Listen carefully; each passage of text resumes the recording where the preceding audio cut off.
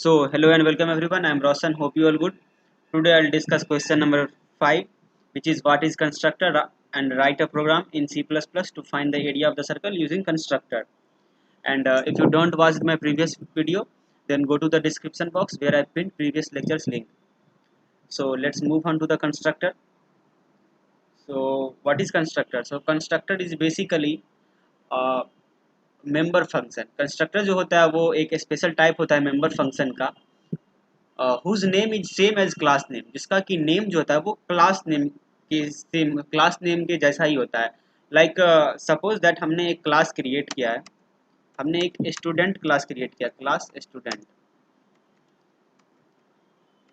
हमने एक class student create किया, देन क्या करेंगे हम क्लास बॉडी के अंदर जो भी मतलब मेरा क्लास का नेम है, क्लास का नेम है स्टूडेंट. सिंपल मैं यदि एक स्टूडेंट यदि लिख लूँ एंड इसको यदि मैं यहाँ पे डिफाइन कर दूँ तो ये एक कंस्ट्रक्टर क्रिएट हो गया. यहाँ आप देख सकते हैं जो मेरा क्लास का नेम है, क्लास का नेम है स्टूडेंट, वही मेरा ये उसी को मैंने यहाँ पे डिफाइन कर दिया. तो ये जो है यहाँ पे ये डिफ़ॉल्ट कंस्ट्रक्टर क्रिएट हो गया, यहाँ पे ये डिफ़ॉल्ट कंस्ट्रक्टर क्रिएट हो गया.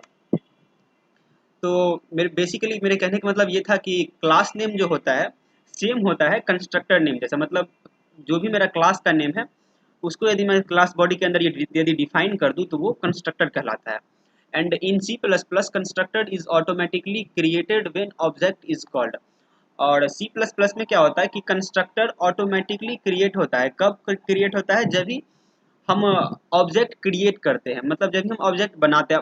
अब हम ऑब्जेक्ट कब बनाते हैं? ऑब्जेक्ट बनाते हैं मेन फंक्शन में जाके. सिंपल यहाँ पे यदि ये मेरा मेन फंक्शन है एंड यहाँ पे मैं ऑब्जेक्ट बना लेता हूँ, स्टूडेंट मेरा क्लास है. S1 यहाँ पे मैंने एक ऑब्जेक्ट बना लिया. ये S1 जो ऑब्जेक्ट यहाँ पे बना है, ये S1 ऑब्जेक्ट जिस टाइम पे क्रिएट हुआ एट दैट टाइम, उसी टाइम पे क्या होगा, एक कंस्ट्रक्टर क्रिएट हुआ होगा. जो कंस्ट्रक्टर क्रिएट हुआ होगा वो उसका नाम होगा डिफ़ॉल्ट कंस्ट्रक्टर. और यदि मैं इसमें एक आर्गुमेंट पास कर दूं, सपोज दैट यहाँ पे मैंने 5 इसमें आर्गुमेंट पास किया, तो यहाँ पे क्या होगा, एक पैरामीटराइज्ड कंस्ट्रक्टर कॉल्ड होगा. तो जब भी ऑब्जेक्ट यहाँ पे मैं क्रिएट करूंगा एट दैट टाइम उस टाइम होगा क्या, डिफ़ॉल्ट कंस्ट्रक्टर क्रिएट हो जाएगा. तो वही यहाँ पे डिफिनीशन है, इन C++ constructor is automatically created when object is called. And constructor जो होता है वो मेनली 3 टाइप का होता है: default constructor, parameterised constructor and copy constructor. So ये था कंस्ट्रक्टर का definition. Hope you understood this. And मेरा जो आगे है इस क्वेश्चन में वो है write a program in C++ to find the area of the circle using constructor. तो चलिए अब हम देखते हैं कि एरिया ऑफ द सर्कल कैसे फाइंड करेंगे C++ में यूजिंग कंस्ट्रक्टर. सो मैंने पहले से ही प्रोग्राम लिख लिया है, अभी मैं इसको एक्सप्लेन कर देता हूँ. सो यहाँ पे मैंने हेडर फाइल इंक्लूड किया है एंड देन हमने ये मेरा जो है ये सिंटेक्स का पार्ट है. सिंटेक्स मीन्स होता है प्रोग्राम को लिखने का तरीका. देन हमने यहाँ पे क्या किया है, एक क्लास बनाया है एरिया नाम का.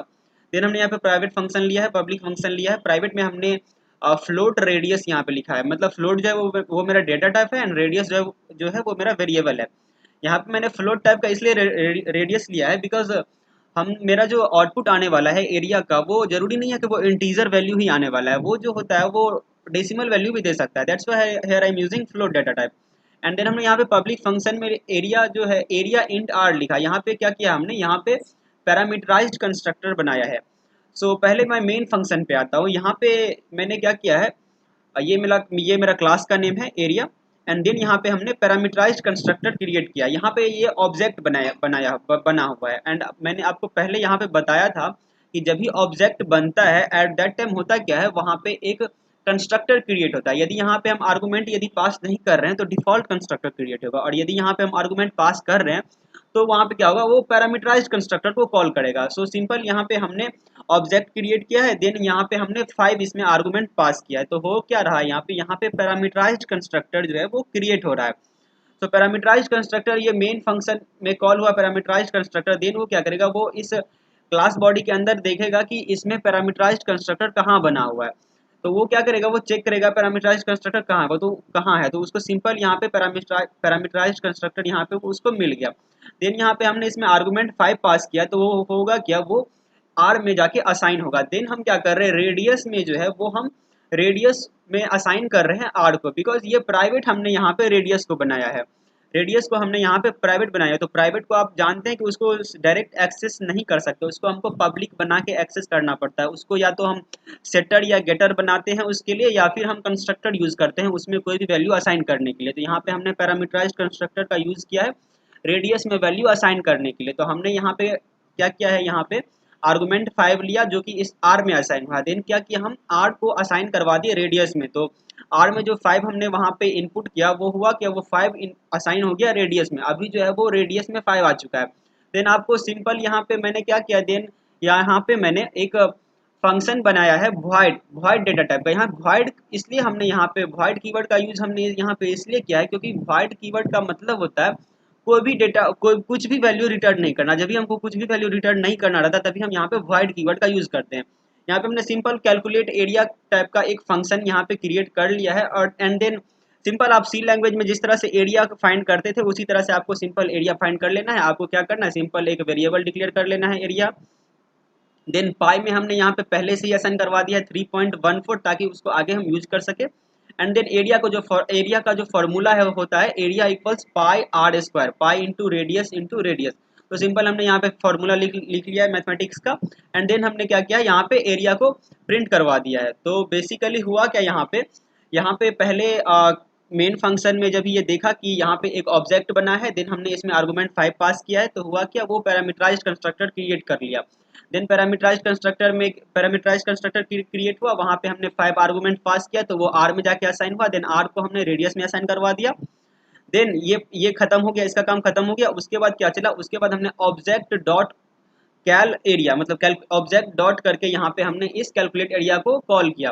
देन हुआ क्या, कैलकुलेट एरिया वाला प्रोग्राम को वो रीड किया कंपाइलर, एंड देन वहाँ पे हमने सिंपल एरिया कैलकुलेट करने का प्रोग्राम लिख लिया और मेरा एरिया जो है वो कैलकुलेट करके दे दिया। एंड देन जब भी मैं इसको कंपाइल एंड रन करूंगा तभी आप देखोगे यहाँ पे आउटपुट स्क्रीन पे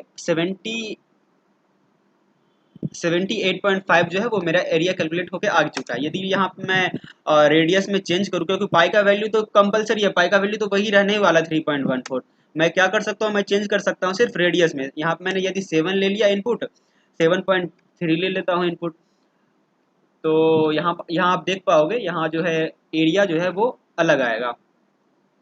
तो यहाँ पे आप देख सकते हैं एरिया जो है वो यहाँ पे 153.86 है, क्योंकि 7.3 multiply by 7.3 multiply by 3.14 gives us 153.86। तो इस तरह से मेरा एरिया फाइंड हो गया। So hope you understood this.